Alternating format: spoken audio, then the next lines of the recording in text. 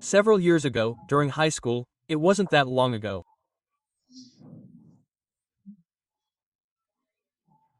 I trained for an endurance competition, one of the most grueling endurance competitions that existed at that time.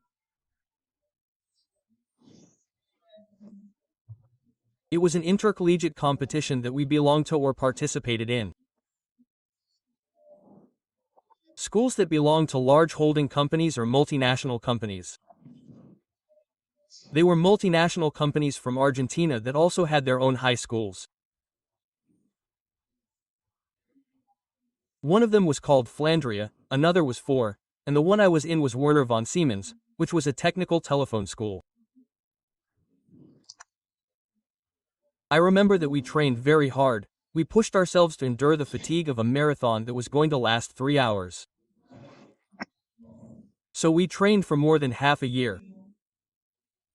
I remember that they made us run under the scorching midday sun to increase our endurance.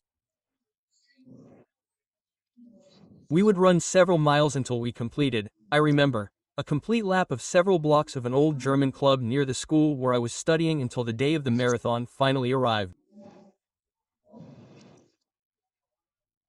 So, I remember that for the first half hour I ran using pure adrenaline, which is what you do when you're young, when you can still run and when your legs are strong. I went out with all the adrenaline. I don't think I stopped for the first 20 minutes, almost half an hour. By the second half hour my groin started to hurt. I didn't know I had a groin until then. My head was pounding and I remember having a lot of trouble breathing.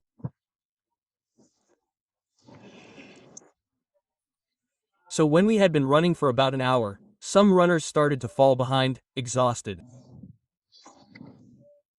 Of course, each of us ran on our respective track, the other school on the next track and so on. And at that moment I began to wonder why I had even thought of signing up for such a ridiculous race, because it was optional among all the things we did in gymnastics or physical education. It was optional. And my whole body started to shut down. First one part of my muscles, then the other part, my arms, legs, and back started to cramp.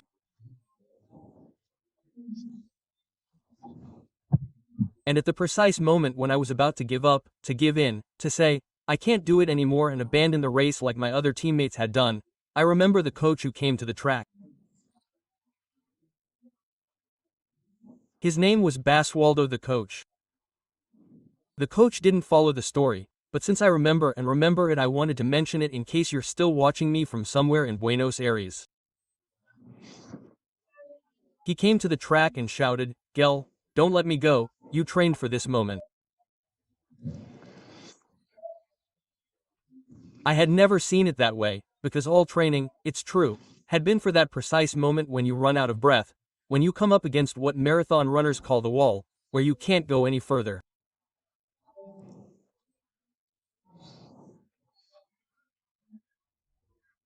Of course, I hadn't trained for the first hour because in that first half hour I still had a lot of energy, I still had a lot of adrenaline, and I hadn't trained for the end of the marathon either because I knew that at the finish line, on the final stretch, there would be a lot of people cheering us on, waiting for those of us who resisted.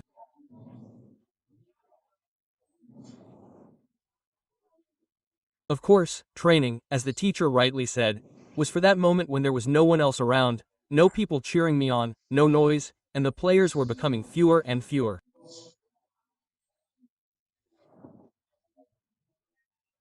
So, I had trained myself to keep going for that moment when there was no one cheering me on, the exact moment when my body, my soul, my spirit and my lungs were screaming for me to give up on the race.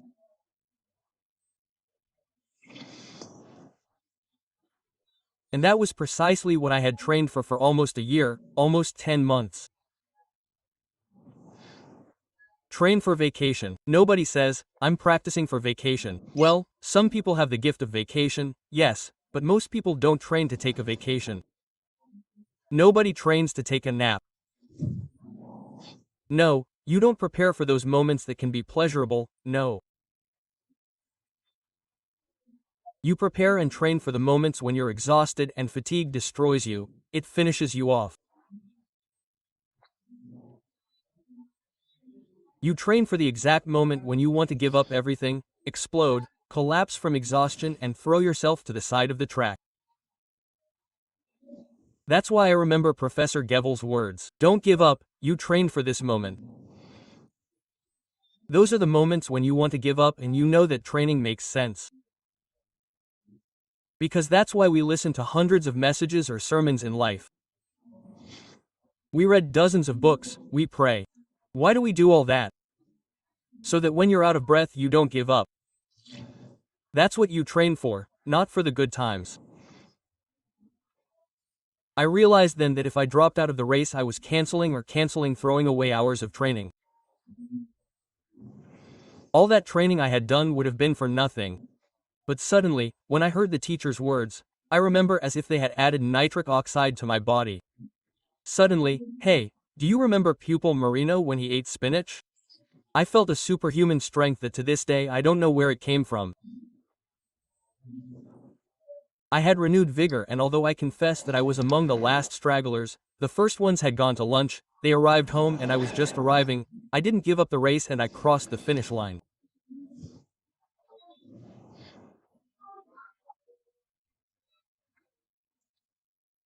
And today, years later, I realize that even that almost trivial, harmless experience, if you will, because it would seem that it is not a great experience of adolescence, no, it was allowed by God because He put me in an environment to begin to develop muscles of resistance, of resilience.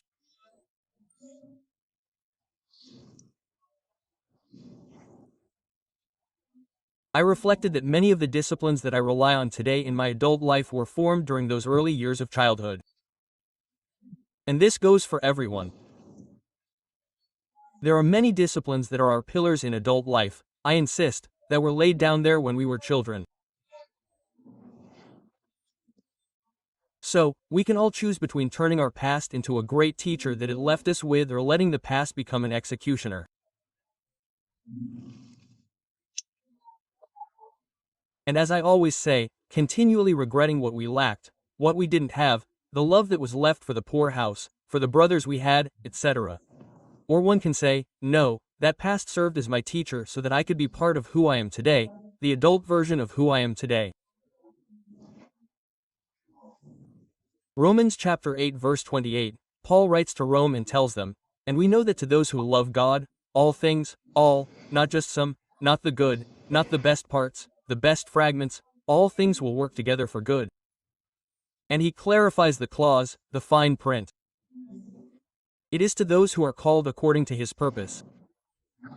Because whoever does things wrong and is outside the call of God, all things will not work together for good. Quote. And then he adds in Philippians chapter 16 and says, being persuaded of this, that is, being super convinced of this, I do not have the slightest doubt, the apostle said, that he who began a good work in you, whether when you were a child, a teenager or in your mother's womb, will carry it on to completion until the day of Christ Jesus. He is not finished with you. He has not given up, neither on you nor on me. Do we agree on that? Yes or no?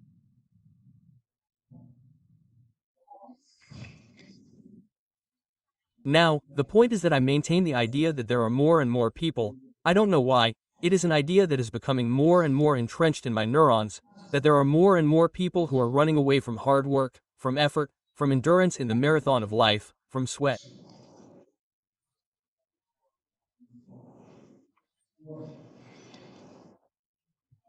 And as parents, sometimes, as I say, always, we can harm our children because of the way we tend to express our love, because most of us, and it's a noble feeling, don't want them to have to go through what we went through.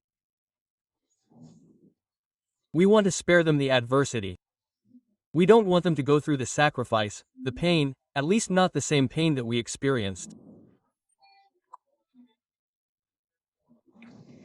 And that's precisely where I think we're harming them, because our attempt to spare them the difficulties that we went through when we were young, while it's a way of expressing love, it's not healthy.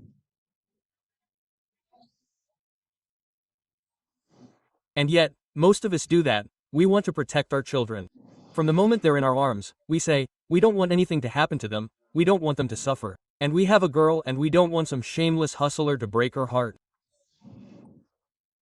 And if we have a boy, we want the poor thing to study a degree and not rush to work until he's 4 and can more or less cross the street.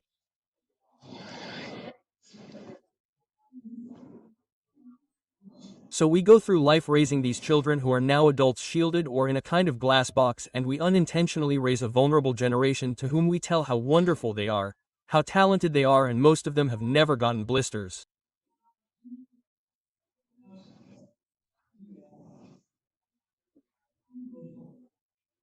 Few have worked hard or even trained. Many are even educated in schools that believe it is a mistake to take away points from any of these kids for not trying hard.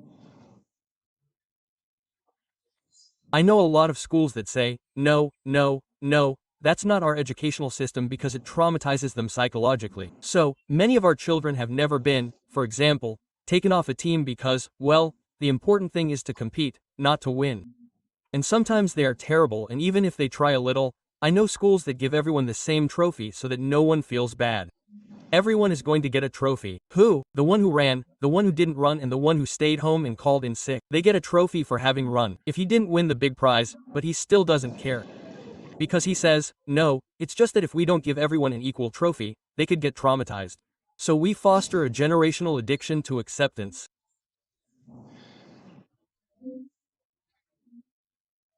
That ends up in an aversion to correctness, to effort, and they become a generation that lives in a defeatist era, fragile people who are painful.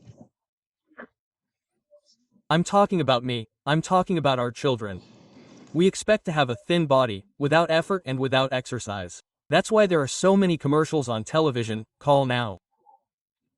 You want to get rid of that Moby Dick belly, and you want a great cheese on your belly. And so there are a lot of people calling.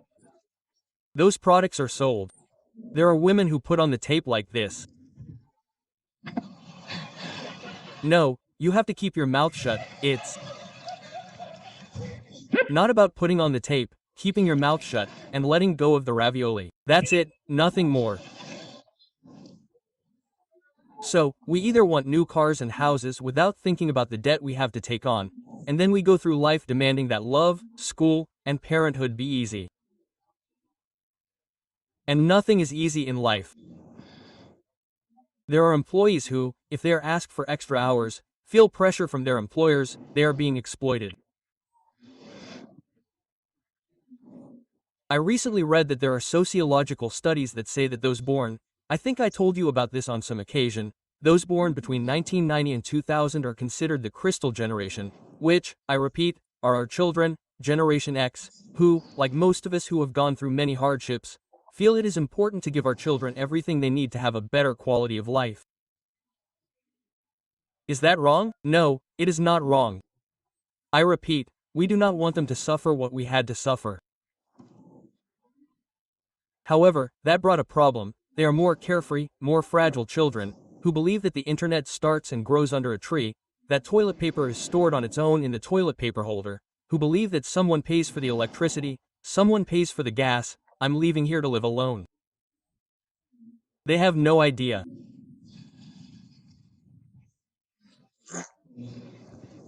And they are fragile because the authority of teachers, politicians, church leaders, and parents is devalued.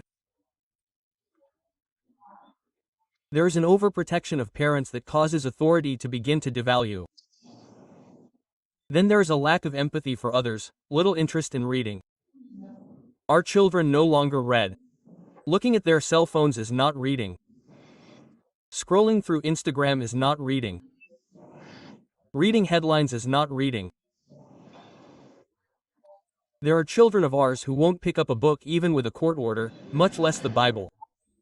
They have less of a Bible than a mosque. Why? Because they don't read, so they say, no, I read on my cell phone, and they don't read. And this lack of culture causes them to lose empathy. They have low self-esteem, little tolerance for criticism, rejection, and frustration. In other words, they are a social category with an unstable spirit in which their emotional fragility stands out. It is not only our children's heritage. Many current generations, regardless of age, are living this way. The glass generation is a pejorative stigma. It is for the delicate, the hypersensitive, who in a good metaphor break when faced with adversity. Could it be that only our children experience this? There are not many adults who break when faced with any adversity. We have been prepared for success, for triumph, for fortune, for good credit, and something starts to go wrong. An unforeseen event arises, just as Christ promised, that in the world we would have affliction. And then, when we encounter misfortune or are criticized, disproportionate intolerance is unleashed. I have heard, "I want to take my life." Why do you want to take your life? Well, my mother-in-law came to the house, or they took my credit card. You say, "My God, these people need real problems." It is said that this is a collective group, this generation of glass that complains about everything, cries about everything. And if it complains about everything, cries about everything, it has no resistance to the marathon of life. And specialized sociologists affirm that we are heading towards a glass planet with a very low threshold of resistance.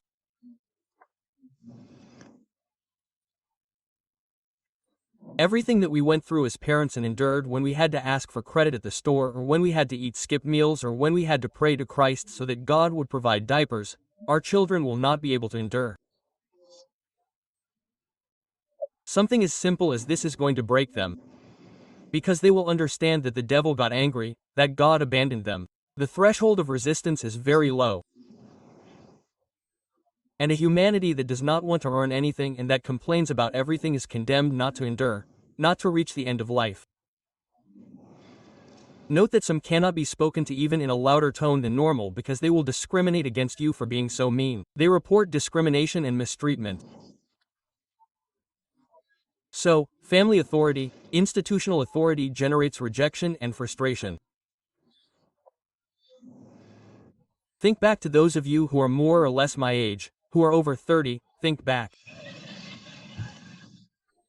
How much respect one had for teachers. God, Mom, and the teacher would come. The teacher said it. The lady said it as if Moses came down with the tablets of the law. Lao said it. Do you remember that saying that said, "Your hair is bad, you would spit on me and comb your hair"? Quote. I remember the teacher's saliva that she used to make and clean me up, it was almost sweet. And she had the same authority to pinch if she had to pinch it, it was Lao. Nowadays, she's the typical employee who is there, a public employee in the worst case, where most people vilify her, denigrate her, and don't like orders. There are a lot of people who need constant recognition because they have little tolerance for rejection. That's why they're addicted to likes on social media, because it makes them feel good about themselves. Oh, I can't believe it, I have 750 likes, I showed my blue underwear and well, I can't believe it. When did it all start? Maybe when we stopped being parents to try to become friends with our children, or maybe by never demanding or telling them that their grades failed, that their work is not up to par. So we end up not telling them the bad things, castrating a generation of leaders. And what do we produce? The worst thing I want to get to, a generation addicted to the culture of immediacy. I want everything fast, effortlessly, now. And I wonder if a large part of Christians suffer from the same syndrome, regardless of age.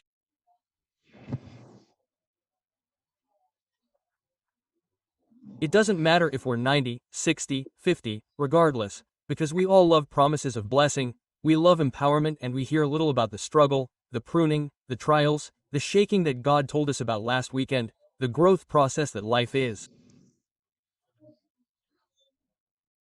Life hurts. Gosh, it hurts. They call dwarf depravity the psychological concept used to describe those children who, due to lack of good nutrition, cannot develop well, physically and correctly. And I believe that millions of adults are also or are dwarfs in some area of emotions, in personality, because they did not mature, we did not mature. And someone who does not mature is always blaming someone else. The problem is always on the outside. For the one who is immature, the problem is always on the outside. It's on the outside. Think back. When we were kids, I was bullied and hit. The teacher, because she's mean, gave us all a 0. She came and gave everyone a 0, mommy, everyone. The problem was always outside. But you have to mature. You can't go to counseling today and say, oh, they hurt me at church, they didn't betray me, they didn't shepherd me, they didn't give me love. Typical phrase, oh, they didn't give me love, they didn't call me, they didn't summon me. Whenever we feel trapped and caught off guard, we blame someone else. If you're 8 or 9 years old, I get it. If you're over 20, we end up being an irritated generation, offended by everything, sensitive. Even our evangelical culture has become angry, intolerant. Anything we post on social media will cause thousands of vultures to fall and take our eyes off us. And some of us are already too old for this nonsense. I don't know why they applaud, because of the old nonsense. I hope it's because of the latter, right? That's why I insist. I always insist with this that the first ones who have to stop being childish are the leaders. And I say this to the rest of the world, we leaders have to stop the idea of making people assume that we are anointed because we are better than them or have a superior anointing to the rest. No, people have already realized our vulnerability, and this was allowed by the Lord during the last pandemic. Millions of us leaders, we are lame, broken, blind, crippled like the rest of the sheep listening to us.